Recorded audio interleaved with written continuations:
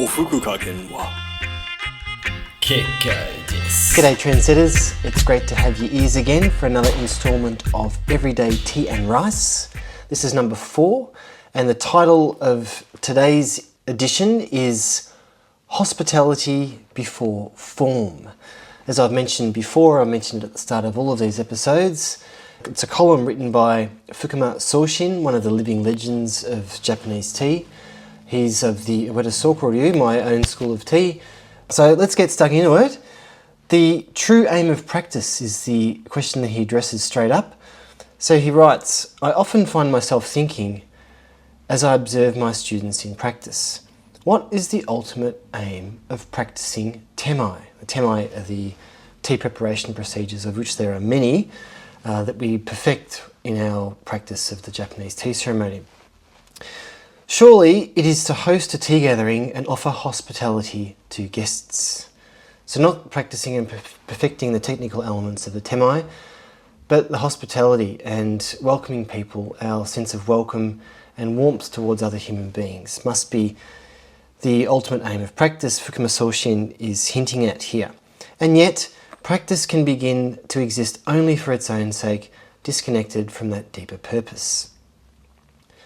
So sometimes, because of the great vast body of knowledge that there is to acquire and learn and make your own in any tradition of Japanese tea, any school, sometimes practice can get a little robotic and checking boxes that, this or that temai, this or that way to handle a certain item, this or that way to do this form of guest etiquette.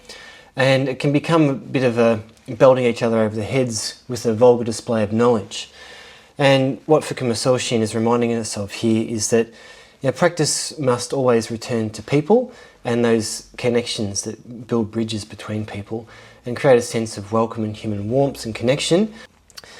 Then, getting into some of the formalities of conducting a tea gathering, he talks about receiving a tea gathering invitation. So when you get an invitation, usually it will arrive in the mail.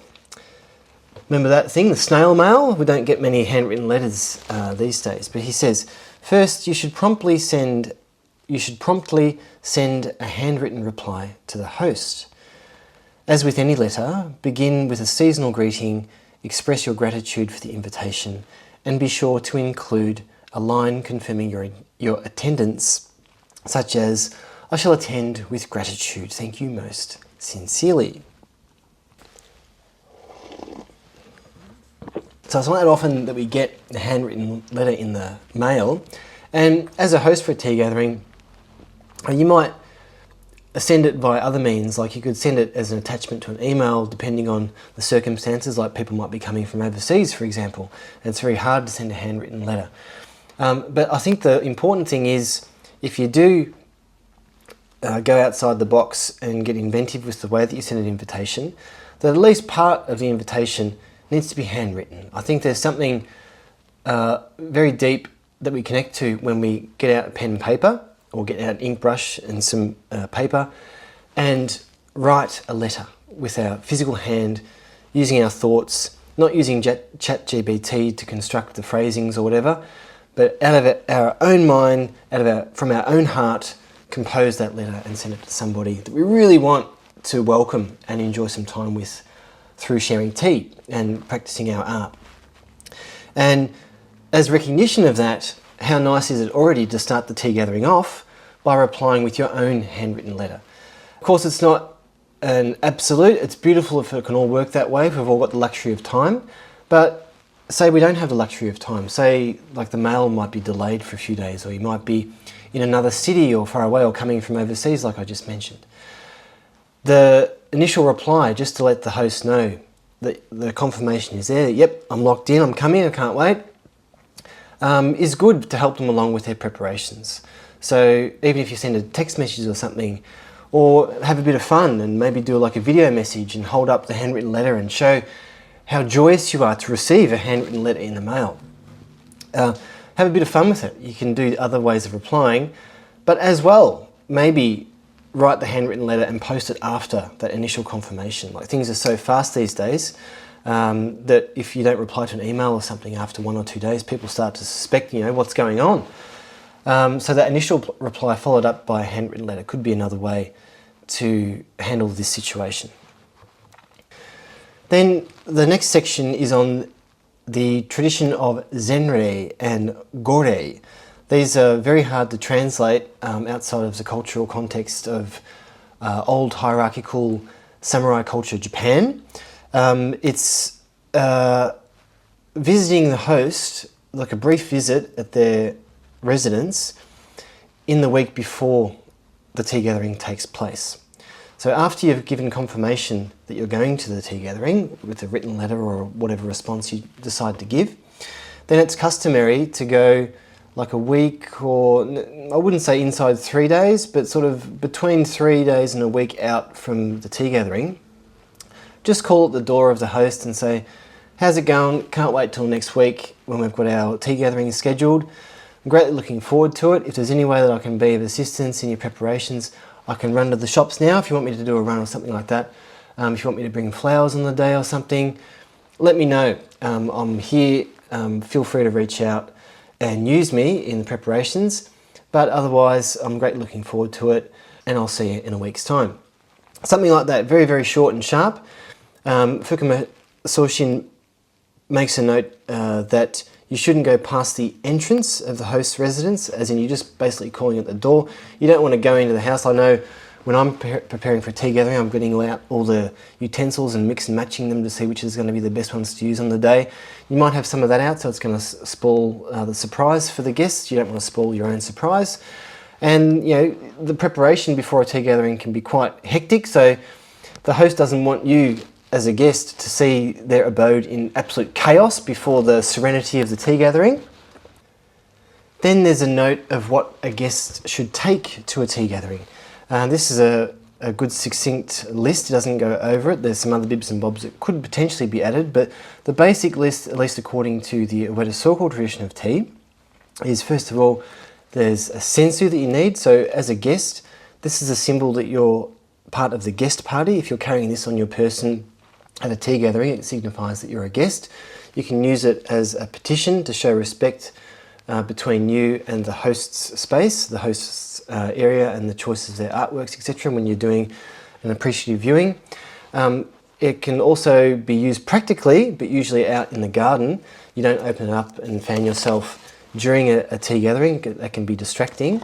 If someone's sitting beside you waving their fan while you're trying to concentrate on the calm tea ceremony unfolding in front of you, it's not very good to have somebody waving this, shaking and distracting your peripheral vision. So this is the first thing. I've forgotten the bloody fukusa. So as I was saying, the sensu symbolises that you're one of the guests or part of the guest party. And for the host, they'll have a fukusa on. They'll be wearing this on their obi or tucked into their obi. And anybody wearing this on their person in a tea gathering is on the host side. The second item on the list, actually, to confuse things a little, is also the fukusa. So as a guest, you will take your fukusa, but you'll take it inside your tatoshi or kaichi-shi, the papers that the wad of papers that you need, the utility papers that you need for a tea gathering. The guests will have their fukusa on the inside of that, and that will be on the inside of their kimono. You won't see it, like the host will have it on the outside of their clothes worn in their obi, whereas the guests will take the fukusa inside their tatoshi or their kaichi-shi, whatever you want to call this thing. And this can come out at different times of the tea gathering. For instance, you might be called as a guest to do one of the shomo, which is arranging flowers on behalf of the host, or arranging the charcoal on behalf of the host. And when you do something on behalf of the host, sometimes it's required to use your fukusa. You can also use it when viewing different utensils, drinking koicha tea, for example. Different times it can come out and be handy during a tea gathering. I know even emergencies, if you spill some tea on some lacquerware or something, rather than wipe it with paper, it's better to wipe it with silk, so wipe it with your fukusa. So the fukusa is the second item for the guests that they'll need to take to a tea gathering. The Shiki-bukusa is an extension of that. So a Shiki-bukusa is a little bit more formal fukusa, which is used to view items or to drink koicha. So you get the koicha thick tea, and you exchange the host's one, which you want to keep for good and don't damage it, and in place of the host one you can use your own one and put the bowl on top of that. But there we come to a bit of a conundrum, and you don't want to outdo the host. So when you rock up to a wedding, you don't want to outdo the bride and groom, so you dress accordingly. When you go to a tea gathering too, you don't want to outdo the host, so you prepare accordingly. And it's my personal thing where I don't, as a guest, I don't really want to take my own Shiki-bukusa, because as you can see with this one, bragging rights, it's pretty shit hot, and sometimes this risks outdoing the host's Shiki-bukusa. So I prefer to leave that at home, and I just take my Fukusa, which is, you use every day for your temai, and you can basically, at least in the Yattsu-ori-shi, you can use it for all the circumstances where you would normally use a Shiki-bukusa. So that's a little bit of a difference between my practice and Fukuma Soshin. My preference is just to take the Fukusa, but taking a Shiki-bukusa can also be very good too, especially in a Japanese cultural context. It might be a little bit preferred. But just be careful that you take something a little bit more subdued so you don't outdo the host. The Kaishi, the sweet paper, that also comes in here. So in the Yattsu-ori-shi, we always use hanshi for everything made of paper in what we do in our practice. It's a very old measurement of paper. It just means half paper, so it's half the measurement of the old sheet of paper size that they used, the dimensions that they used. For sweets, we use a Yattsu-ori-shi, so it's one of the hanshi. This is the size of hanshi. Here you can see it's folded into eighths. And for our sweets, we get one of these and fold the top tier down a little bit askew like that and put the sweet on there. So you need some Yattsu-ori-shi, many of those folded, I'd say 5 you'd probably be okay. And then Yattsu-giri-shi, so those hanshi cut into eighths, so on those folds you just cut them and you have a little sheet of paper like that. These come in handy for wiping the bowl for koicha. For kaiseki, you can wipe the lacquer utensils. Well, you don't wipe them, but you would like dab any remnants left over from kaiseki. If there's any spillages on the floor, like spill any water or tea, you can wipe them with those as well. And they're the two types of paper that live inside this big wad of paper. And if you run out, you can start to unfold the outside of your tatoshi and use that for emergency kaishi if you need to. The other thing is a change of tabi socks. So the tabi that you wear to a tea gathering have the risk of being soiled on the way to the tea gathering. So when you rock up and before you enter the host's tea room, change your tabi so you've got brand new ones. They're not dirty at all, so they maintain the cleanliness and just add something to that sense of being your best self when you rock up to a tea gathering. A hand towel is always handy, so like a toweling that's absorbent. A handkerchief if you need to blow your nose. You can also use that to wipe your hands if you need to. And a Shino-bukuro with an incense sachet. So this is a Shino-bukuro. This holds incense inside. And one of the shomo, the forms where the guest does something on behalf of the host, is a ko shomo. Ko is incense. A ko shomo is enjoying incense on behalf of the host. And that can be done to sort of fill in time. So if the host is running behind in their preparations, they can put out the incense tray and the guests know what to do. They can amuse themselves with some incense while the host is busy doing their preparation and buying some time while the guests are still enjoying themselves with incense.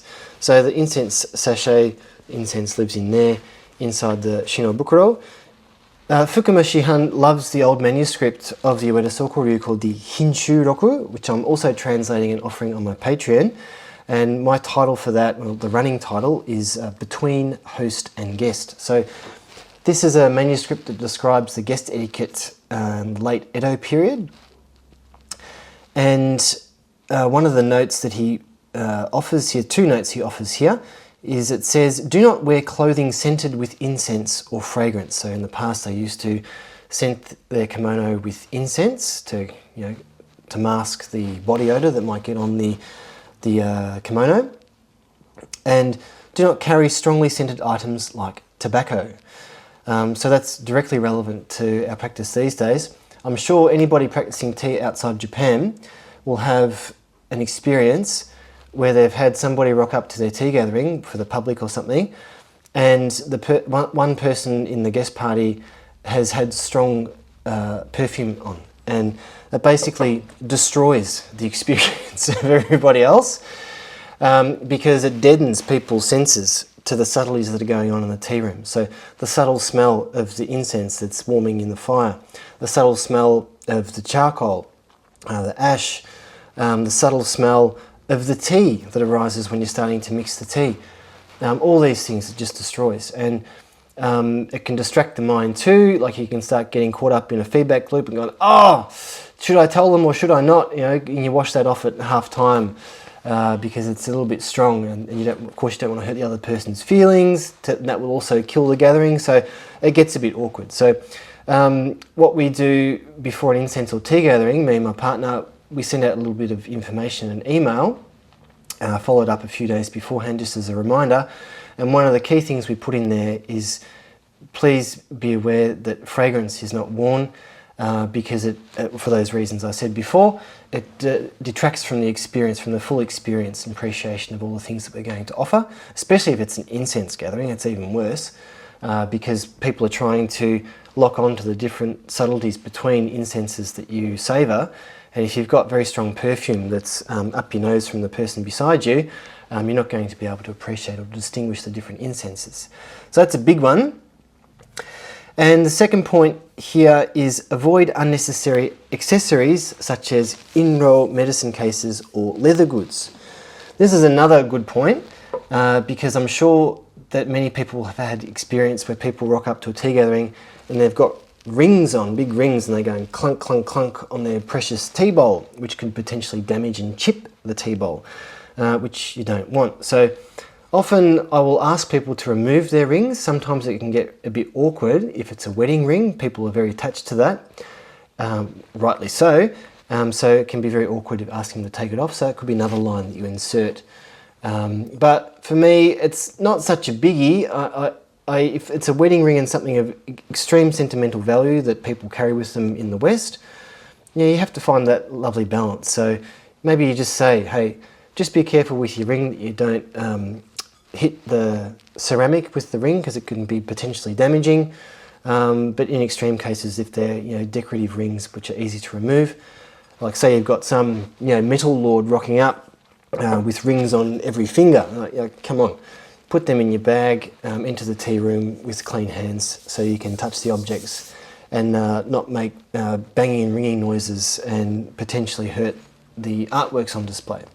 I know I had a friend who was an opera singer who rocked up to a gathering in Hiroshima once, and she had a beautiful set of jewellery on, a necklace, matching bracelet and earrings, and one of the people in the tea room not so politely told her that she might not want to bring them in the tea room. And she was quite perplexed as to what to do before the gathering, where to put them. They were very precious to her. I was in the Mizya, so I couldn't help her out. I didn't see, and of course I didn't think to warn her about this before the tea gathering, but I'll do all my other friends since this experience. So there's some food for thought. And I wouldn't be too strict on people. Like, we're in a culture that we like to dress up for special occasions. So some subtle jewellery, not overboard. I think that's okay. Like if you have some, glaring jewels that are going to catch the light and be sparkly all over the place, that's traditionally frowned upon because it distracts the senses from sinking down into the calm environment of the tea room. But it's a balancing game. So see what you prefer, what your preferences are, and try and meet the guests, with that 70-30 rule that we talked about before. So the host's preference should be 70% of the deal, and then the guests say should be about 30%, and try and find that balance there. So it's not 50-50. You're in control, you're the host, say what you want, but make sure that you're respectful and putting yourself in the guest's shoes, and try not to make it such a huge cultural jump for them to come to tea. You want them to come again after all, and not be shocked by the ordeal and never come again. And the last section that we've got is entitled On the Day Guest Etiquette. So we're at the tea gathering now. You can see the next section we're going to be dealing directly with what happens at a tea gathering. And this is another cultural balancing act. He says arrive a little bit before the time specified, around 15 to 20 minutes early is ideal. This point here is another cultural balancing act as well. A great example is exactly where I'm living at the moment in France, where it's customary to rock up 15 minutes late to a dinner invitation, because the host is always going to be running a little bit late in their preparation, a bit stressed, and if you come right on time, it creates, finds them in a flustered state. Things are not ready yet. They might be a little bit embarrassed. So you can see there's quite a resemblance in the way of people's consideration for others, but just in different places. So if you're going to rock up 15-20 minutes early, it might not be suited to the place where you're in. Like for a tea gathering in Japan, of course, that's what you should do. But if you're doing a tea gathering outside, for instance, there might be a mixture of Japanese people and French people that come to your tea gathering in France. And you have the Japanese people rock up 15-20 minutes early, and the French people rock up 15-20 minutes late. That's almost an hour that the Japanese people are going to be sitting around waiting for things to happen. So there needs to be some sort of expectation set by the host, I think, depending on where you're at. So you could say, please arrive on time, or please arrive 15-20 minutes early. Arriving on time is probably going to be the greatest balancing point. Everyone's going to be able to understand that and make an effort to arrive on time. I know we're so used to people arriving either on time or a little bit late that one day people travelling from outside of Marseille came to a gathering. They arrived on the train, walked straight to the venue, and about 25, 30 minutes before it started, buzzing on the door, wanting to get in. And we're just ignoring it, thinking, surely somebody's not here yet. Then the phone started ringing and like, oh, okay, it was actually the people that arrived from out of town. And, you can't ignore that. You have to let them in and just explain to them, we're in the middle of preparations, because they want to talk to you as well. Like when you're in the middle of preparations, having to answer people's questions and accommodate them with talk, it's the last thing you want to do. So as a guest as well, please be respectful of the host's need to prepare and get everything in order, especially last minute. There's lots of things to do. It's very time critical tea gathering and an incense gathering. So therefore, if you rock up early, be respectful for the host's need and be prepared to wait quietly, read a book or something, or just, look out the window and stare into space, amuse yourself while the host is doing their thing. On that note, I don't know if I mentioned this elsewhere, but it's a really important thing that I should mention here before we go on, and that is with the Zenrei and the confirmation for a tea gathering, cultural expectations in Japan is they understand the word promise a little bit more strongly and more strictly than we do in English. So if you say, I'm going, that's considered a promise and you've committed. And so if you say yes, that's a yes.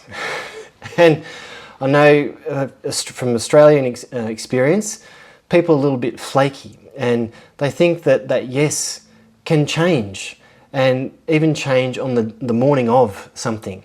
And that is a cardinal sin. And if you do that more than once, you probably be discounted from ever getting invited to anything ever again.